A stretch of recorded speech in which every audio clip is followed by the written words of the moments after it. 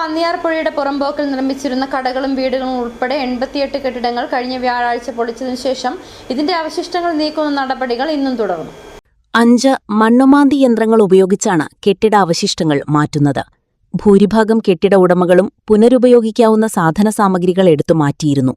ബാക്കിയുള്ളവയാണ് ജില്ലാ ഭരണകൂടം ഇടപെട്ട് നീക്കുന്നത്. പ്രതിഷേധങ്ങൾക്കുള്ള സാധ്യത കണക്കിലെടുത്ത് ഇന്നും വൻ പോലീസ് സംഘം സ്ഥലത്ത് ക്യാമ്പ് ചെയ്തിരുന്നു. പുഴ പുറമ്പോക്കിൽ നിർമ്മിച്ച കെട്ടിടങ്ങൾ പൊളിച്ചു നീക്കണമെന്ന 2023 ജനുവരിയിലെ ഹൈക്കോടതി ഉത്തരവിന്റെ അടിസ്ഥാനത്തിൽ 2024 ഫെബ്രുവരി 7-നാണ് ഈ കെട്ടിടങ്ങൾ സർക്കാർ ഏറ്റെടുത്തത്. 56 കടകൾ അന്ന് തന്നെ സീൽ ചെയ്തിരുന്നെങ്കിലും 29 വീടുകളിലെയും താമസക്കാരെ ഒഴിപ്പിച്ചിരുന്നില്ല.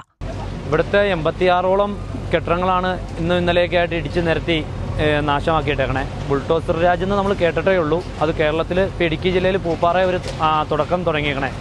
ഇത് ഇവിടെ അവസാനിക്കാൻ പോകുന്നില്ല എന്നാണ് നമുക്കറിയാൻ കഴിഞ്ഞത്.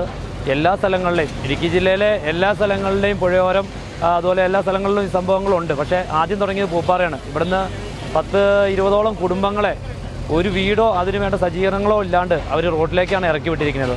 കെട്ടിട ഉടമകൾ ഹൈക്കോടതി വിധിക്കെതിരെ സുപ്രീംകോടതിയെ സമീപിച്ചെങ്കിലും സുപ്രീംകോടതിയും ഹൈക്കോടതി ഉത്തരവ് ശരിവച്ചതോടെയാണ് ഒഴിപ്പിക്കൽ അനിവാര്യമായതെന്നാണ് റവന്യൂ വകുപ്പിന്റെ വാദം. സ്വയം ഒഴിഞ്ഞുപോകാൻ പലതവണ അവസരം നൽകിയ ശേഷമാണ് വീടുകൾ ഉൾപ്പെടെ ഒഴിപ്പിച്ച ശേഷം പൊളിച്ചു നീക്കിയത്.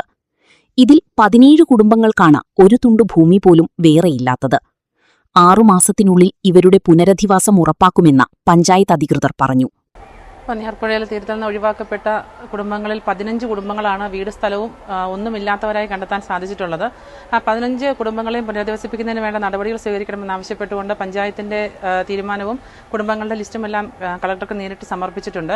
അതിന്റെ ഭാഗമായി അവരെ ലൈഫ് ഭവന പദ്ധതിയിൽ ഉൾപ്പെടുത്തി കളക്ടർ പ്രത്യേക നിർദ്ദേശം സ്റ്റേറ്റിന് കൊടുത്തുകൊണ്ട് അവരെ 15 പേരെയും ലൈഫ് ലിസ്റ്റിൽ ഉൾപ്പെടുത്തി 6 മാസത്തിനകം സ്ഥലവും വീടും നൽകി അവരെ സ്വന്തമായി വീടുകളിലേക്ക് മാറ്റി താമസിപ്പിക്കണമെന്നുള്ളതാണ് ആദ്യമായി തീരുമാനിച്ചിട്ടുള്ളത്.